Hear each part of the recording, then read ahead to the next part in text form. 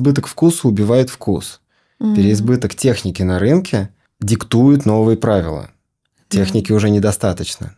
Люди уже начинают уходить глубже. Ты об этом?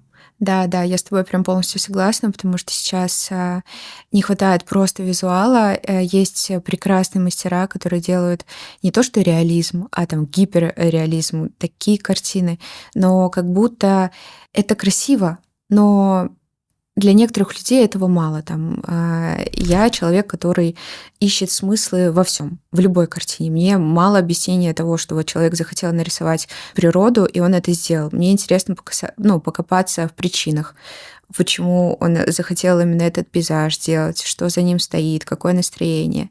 И, как мне кажется, сейчас общая тенденция людей, они все идут в глубину. Сейчас есть тенденция к терапии, к изучению себя, к самопознанию, и это не может не отражаться на татуировках тоже.